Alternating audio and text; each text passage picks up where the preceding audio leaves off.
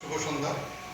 টালিগঞ্জ রঙ্গবায়ু অধ্যায়ের 2025-26 নাট্য উৎসবের আজকে অন্তিম তথা শেষ দিন এবং শেষ দিনের প্রথমের পর্যায়ে নাট্য বিষয়ক আলোচনা। আমাদের মধ্যে উপস্থিত হয়েছে বিশিষ্ট অভিনেতা ও নির্দেশক শ্রী শুভাশিস ব্যানার্জি মহাশয়, তাকে আমরা মঞ্চে ডেকে নিচ্ছি। এবং আমাদের মধ্যে পেয়েছি আরও একজন অভিনেতা, নির্দেশক এবং আমাদের প্রিয় মানুষ শ্রী সুশান্ত মজুমদার, মানে আমাদের বাবুদাকে মঞ্চে রেখে দিচ্ছি।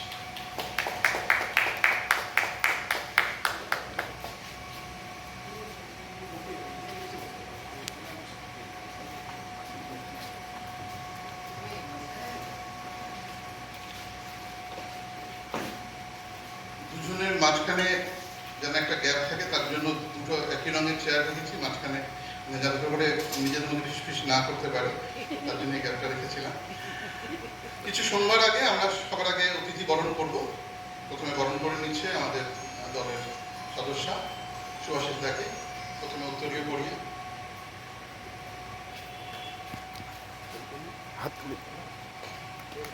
এবং এই বছরের স্বাগত।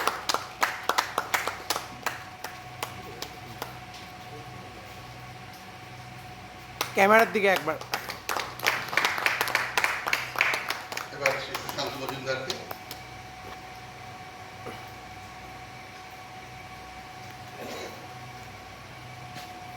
উত্তরীয় পড়িয়ে স্মারক।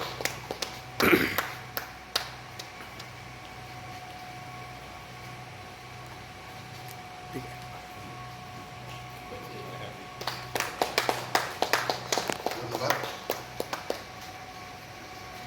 আজকে আমাদের সেমিনারের বিষয় দলের নিজস্ব কলাকুশলী ছাড়া দলের প্রাসঙ্গিকতা।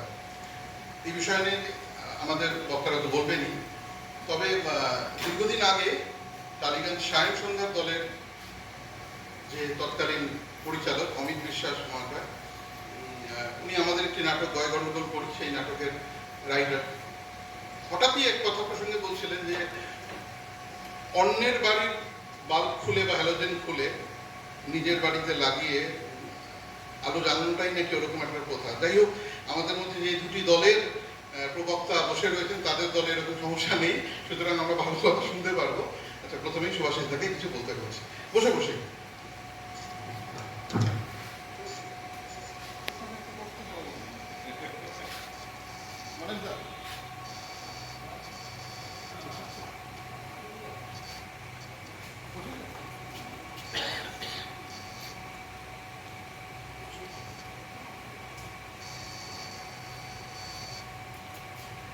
ধন্যবাদ রঙ্গভঙ্গকে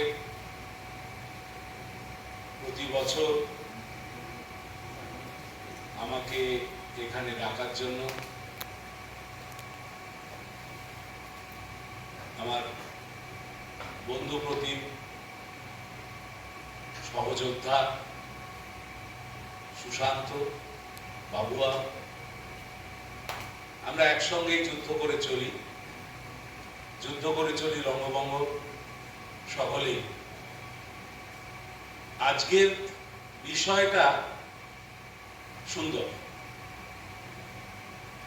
দেখো, একটা সময় নাটকের ধারায় আমরা পাই বাণিজ্যিক থিয়েটারকে। বাণিজ্যিক থিয়েটার দীর্ঘকাল চলার পরে আরেকটি নাট্যধারা আমাদের কাছে আসে, যেটাকে আমরা গ্রুপ থিয়েটার বলে থাকি। এই গ্রুপ থিয়েটার শব্দটা যখন গ্রুপ বলা হচ্ছে, তখন দেখতে পাই যে এটা একটা পরিবারের মতন। এখানে সদস্যরা নিজেরাই সমস্ত কাজ করেন, প্রধান যিনি থাকেন তারা নাটক লেখেন বা সেই নাটক নির্দেশনার কাজ করেন। এই করতে করতে ধীরে ধীরে একটা ঘরানা তৈরি হলো নাটকের, এবং নাট্য শৈলীরও এক একজন এক একটা গ্রুপ থিয়েটার এক একটা নাট্য শৈলী নিয়ে আমাদের দর্শকের সামনে আসতে আরম্ভ করলো।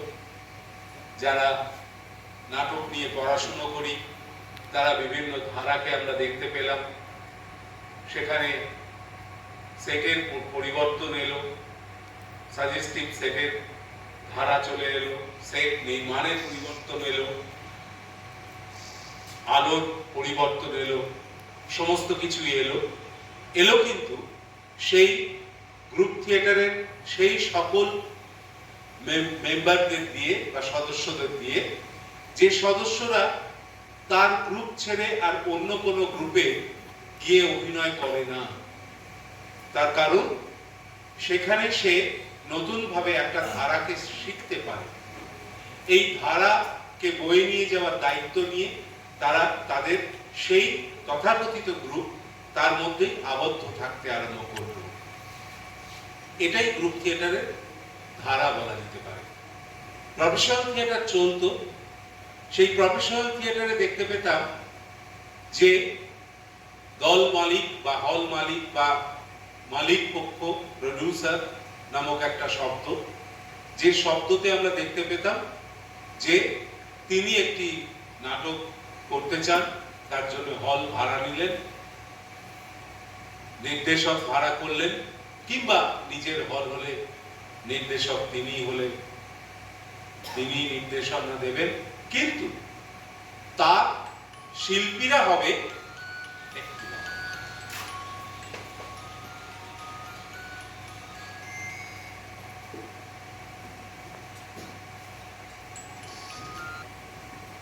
যে শিল্পীদের নিয়ে কাজ করলেন সেই শিল্পী সবই মাইনে করা।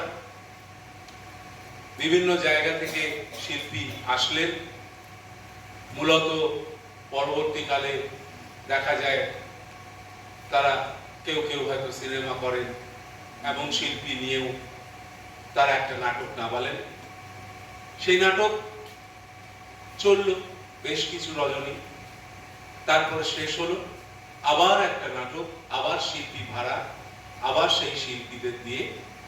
কিন্তু এর মধ্যে যেটা বলার, এর মধ্যে কিন্তু সেই যখন তারা নাটক করছেন সেই নাটক করার জায়গাকে বা নাটকের ক্ষেত্রকে বা যতদিন সে আবদ্ধ রয়েছে সেটা কিন্তু তার নিজের হয়ে ওঠে না, একদমই নিজের হয়ে ওঠে না।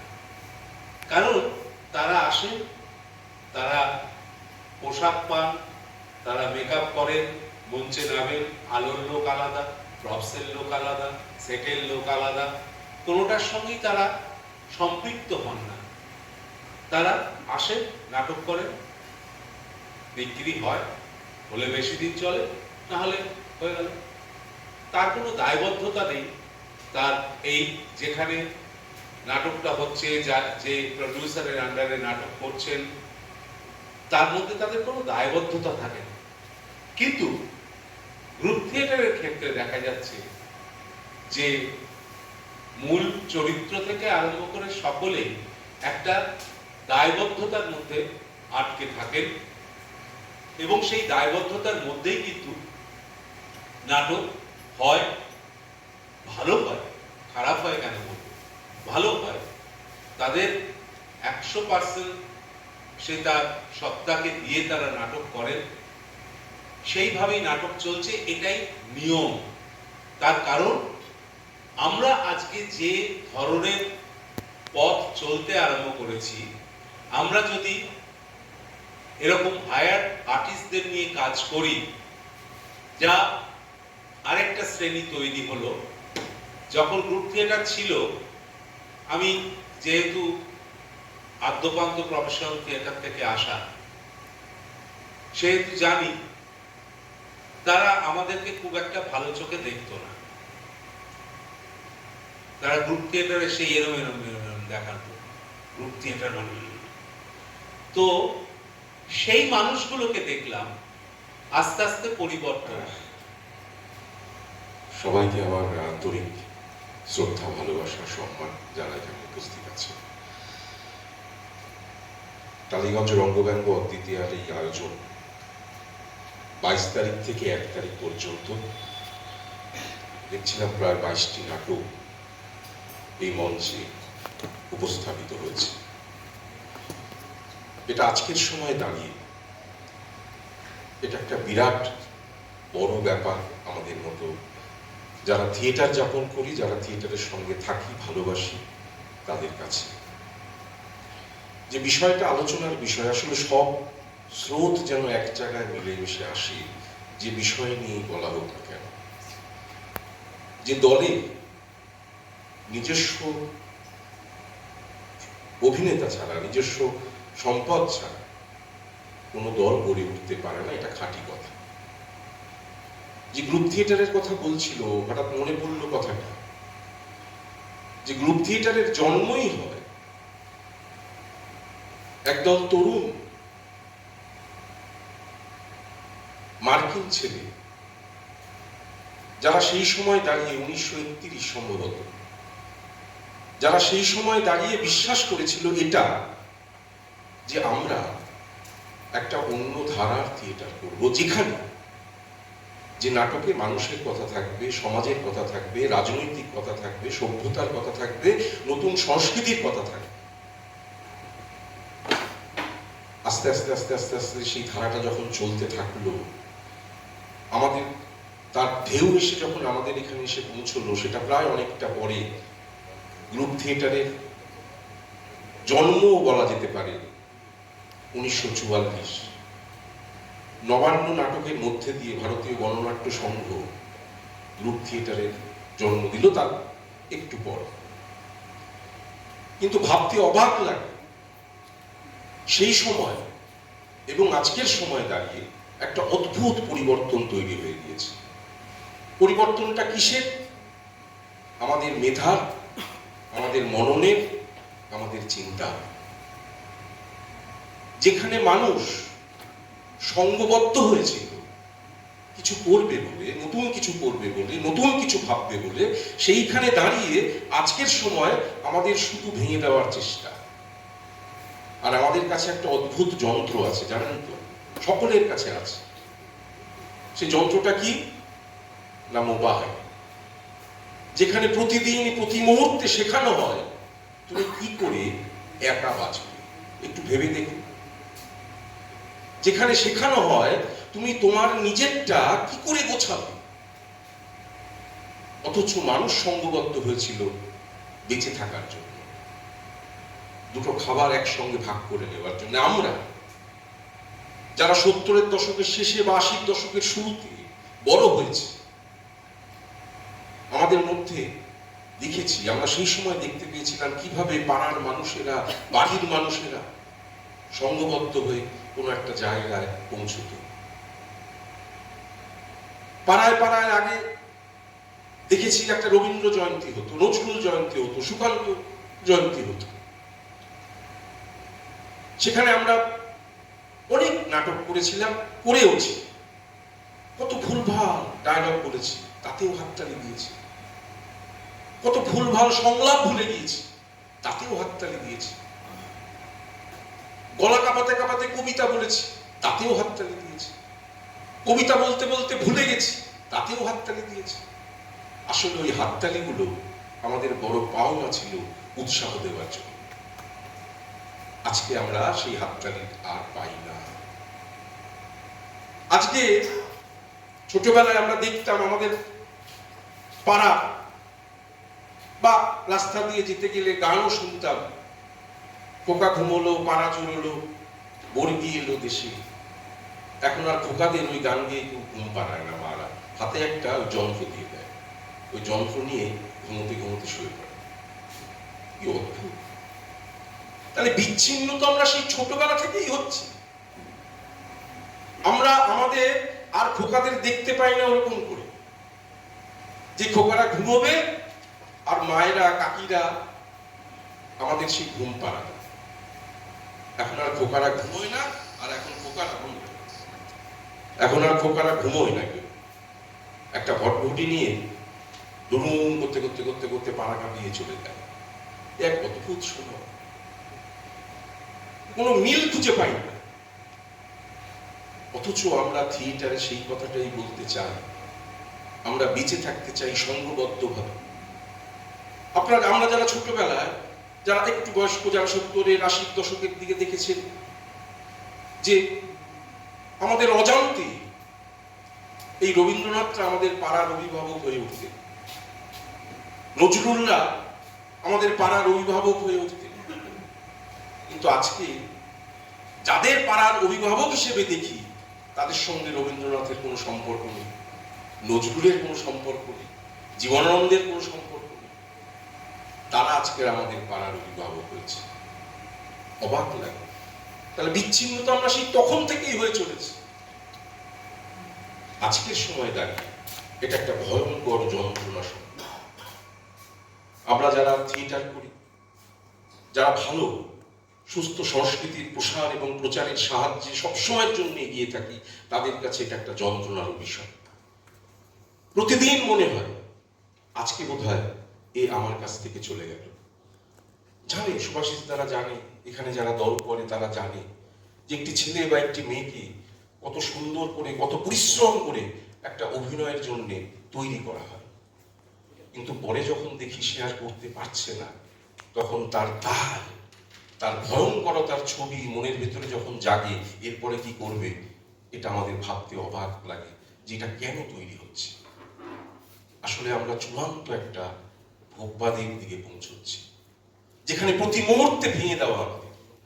প্রতি মুহূর্তে। আগে ভাবুন, আগে একটা বাড়িতে একটা টিভি থাকতো, একটা বাড়িতে একটা ফ্রিজ থাকতো, একটা বাড়িতে একটা গাড়ি থাকতো, একটা বাড়িতে একটা ফোন থাকতো।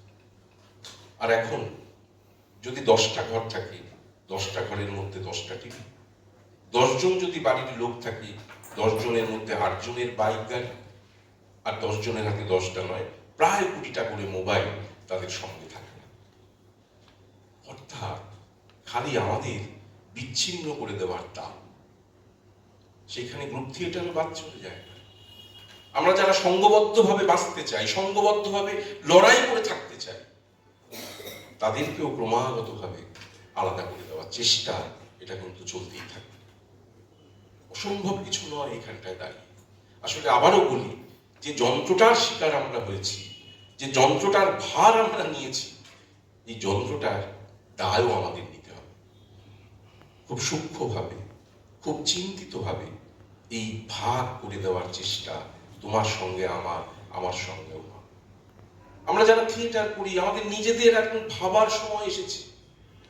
আজকে বলতে পারবো না যে এতদিন ধরে এই 22 তারিখ থেকে 1 তারিখ পর্যন্ত এখানে এতগুলো নাটক হলো, কদিন আমি এসেছি।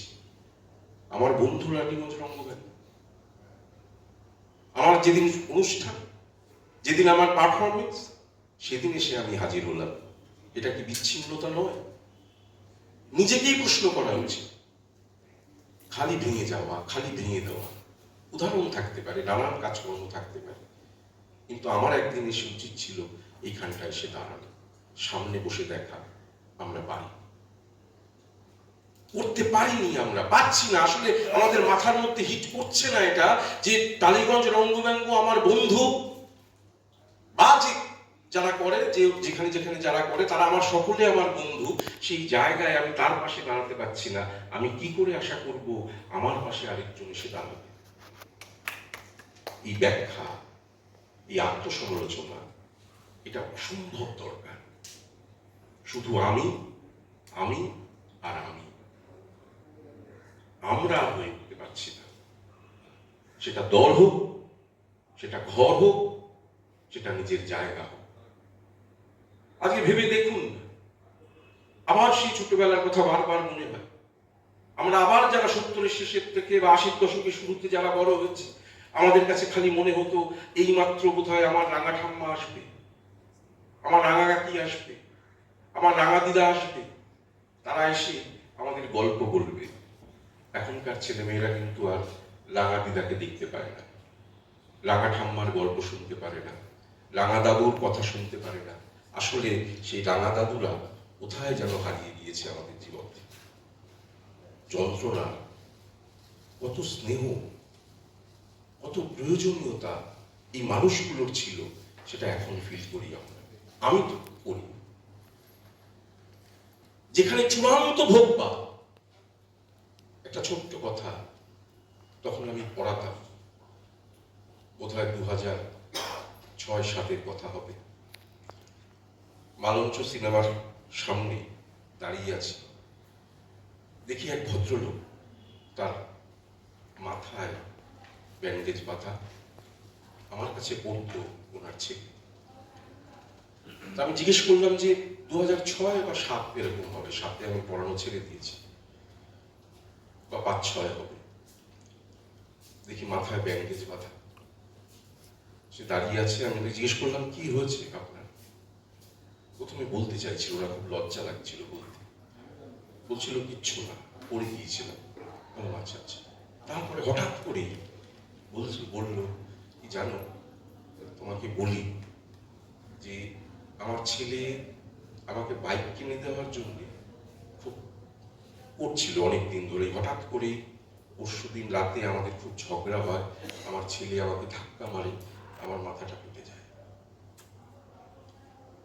যন্ত্রণাটা ভাবুন, একটা সন্তান তার ছেলেকে ধাক্কা মারছে, কি না বাইক কিনে দিতে হবে, কথা কাটাকাটি, ধাক্কা মেরে তার মাথাটা ফেটে যায়। আসলে এই যে হাত দেওয়া, আঘাত করা, 2005-06 সাল হবে, তখনই মনে মনে প্রশ্ন এসেছিল যে কারা, এই কাদের তৈরি করছি আমরা। লজ্জায় মাথা নত হয়ে গিয়েছিল সেদিন ওনার কাছে, এবং মনে মনে ঠিক করেছিলাম আমার বোধহয় আর এখানে থাকার যোগ্যতা নেই। লজ্জা ওনার নয়, লজ্জা আমার। সেই লজ্জা বোধ এখনো ভেতরে। আলোচনা চলতে চলতে সন্তুদা আমাদের মধ্যে উপস্থিত আছে, সন্তুদাকে দিচ্ছি।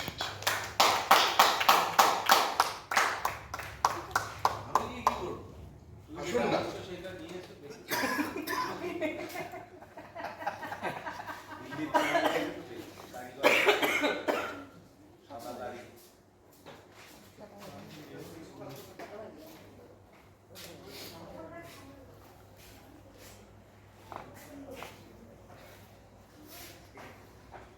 সন্তুদাকে পাওয়া যায় না সবসময়। হ্যাঁ, কত অভিনয় করবে, নাট্যবন্ধু তো আলাদা করে দিতে হবে। সাবজেক্টটা আপনি পছন্দ করেছেন। না, আমি পছন্দ করেছিলাম তো, কন্টেন্ট করার মতো কেউ থাকো। তোমার দল, তুমিও বাইরের লোক নিয়ে অভিনয় করো না, আবহাওয়া করে না, সবাই বিশ্বাস করে না। আর নন্দিতা মুখার্জি যার নাম আছে না, ওটাই মজার ছিল। আমি ভাবছিলাম যে আপনি এখান দিয়ে কিছু বলবেন, বা আমারও যেটা হয়, অনেকেই আসে, এসে বলে আমি 5 জন পরিচালকের কাছে নিজেকে এক্সপ্লোর করতে চাই। তো এবারে এর উত্তর কি হতে পারে? আমি বাড়িতে বসতাম, না, সেটা তো হয় না। সন্তুদার ক্ষেত্রে কি হবে? আপনিও তো 5 জনের পরিচালকের সঙ্গে কাজ করেন। না, পরিচালকরা এখানে নেয় সমৃদ্ধ হওয়ার জন্য, উল্টো বলছে। উল্টো বলি না। আচ্ছা, এই নিয়ে আলোচনা রাখলে একটু সন্তুদাকে আমরা বরণ করে নিচ্ছি।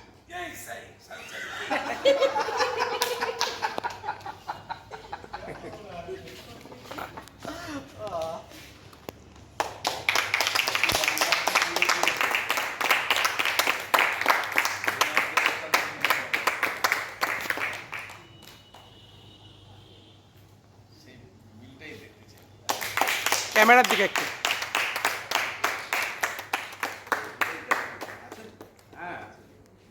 সন্তুদা এবার একটু কিছু বলুন। না, আমি বললে ওই একটা কথাই বলবো যে এই সাবজেক্টটা, হ্যাঁ, আমারই চয়েস করা সাবজেক্ট, কিন্তু এটা এই পরিবেশে ঠিক মানায় না। হলে সেমিনার সেম সাইড, একদিকেই সব যান, উল্টো দিকের কথা কেউ কিছু বলুক, তাদের সপক্ষে তারা তো কিছু কাউন্টার করুক, তবে তো আমরাও বুঝতে পারবো না ওটাই বোধহয় ঠিক। আর নাহলে ওরা বুঝবে না আমরা ভুল করছি, আমরা এদিকে যাই। ব্যাপারটা এরকম হয়। আমার কাছে পরিষ্কার কথা, বিশ্বকাপে হয়, আইপিএল হয়, কার দাম বেশি? নিশ্চয়ই বিশ্বকাপের দাম বেশি, কারণ তখন আমাদের ভারতবর্ষ একটা টিম হয়ে থাকে। আর যখন আইপিএল হয় তখন ওই এদের মধ্যে সারা পৃথিবীর টিম, তখন কি যারা বাজি লড়ে তারাই। তো আমার কথা হচ্ছে এইটাই যে গ্রুপ থিয়েটার যেরকম আজও নান্দিকার কিন্তু তাদের স্বতন্ত্র বজায় রেখেছে। মৌরুপি যতদিন ছিল রেখেছিল, আজকে তো নেই, বন্ধ। না আবার করছে কিন্তু তারাই করছে তারাই করছে। সুন্দরম আজও একই জায়গায় রয়েছে। কিন্তু এই যে হঠাৎ করে বিখ্যাত লোকের ঘাড়ে চেপে বিখ্যাত হওয়ার যে নেশাটা উঠেছে, হ্যাঁ তো আসুক না একদম বোর্ড থিয়েটারের মতো, ঠিক আছে, আমি সেটাই তো বললাম। প্রতি সপ্তাহে করার পয়সা নেই, প্রতি মাসে তারা আসুক, বোর্ড থিয়েটারে আসুক, কেন গ্রুপ থিয়েটারের ভেজ ধরে তারা আসুক? হ্যাঁ তারা এই বহুরূপী সাজটা কেন সাজে? আসুক, যে যার যা পরিচিত, যার যা আছে সব গুছিয়ে গেছে নিয়ে আসুক, তারা এসে তারা রোজ ফল ফুল করুক, দেখি, সেটাও তো ভালো, সেটাও একটা শিল্প চর্চাই বটে। যারা যারা মানে আমাদের অনেক শেখাতে পারে, আমরা যাতে শিখতে পারি সেরকম কিছু দেখি। তা নয় আমি 4-5 জনকে নিলাম, নিয়ে আমার দলের 5-6 জনকে ব্যাকস্টেজ করে দিলাম, কিছু কোরাসের কাজ করিয়ে দিলাম, দিয়ে একটা খিচুড়ি কাজ হয়ে গেল। সে না ঠিক এঁকে পেলাম, না ঠিক ওখানে পেলাম, কোনোটাই ঠিকঠাক হলো না। একদম কোম্পানি হয়ে আসুন, যে তারা সবাইকে পয়সা দেবে, একটা হয়েছিল, একটা রেপার্টরি জন্মেছিল। যখন জন্মাচ্ছিল আমার সঙ্গে কয়েকজনের কথা হয়েছিল, আমি বলেছিলাম ব্যাপারটা খানিকটা ওই সোনার পাথর বাটির মতো লাগছে। সোনার পাথর বাটি, না সোনার না পাথর, ব্যাপারটা এরকম কোনটা। তো যাই হোক, সে আমার কথা মতো ঠিক 1 বছর প্রথম মানে যে অ্যামাউন্টটা সবাইকে দেবে বলেছিল, প্রথম মাস থেকে মানে শুরু হয়েছিল 7,000 দেবে, শুরু হলো 5,000 দিয়ে। আমি কি 2,000 টাকা কোথায় গেল? না, বলেছে এটা পরে বাড়াবে। এমন ওটা ভুল করলো, পরে কমাবে। ঠিক তাই, 6 মাস পর 3,000 টাকা হয়ে গেল, 1 বছর পর 0 হয়ে গেল। যা এই রেপার্টারি, এই একটা রেপার্টারি হয়েছিল আমাদের উত্তর কলকাতার, একটা রেপার্টারি তৈরি হয়েছিল। যাই হোক, এইগুলো রেপার্টারি না হলেও মোটামুটি গেলেই পয়সা পাওয়া যায়, 500, 1000, 2000, 4000, যার যেরকম রেট আছে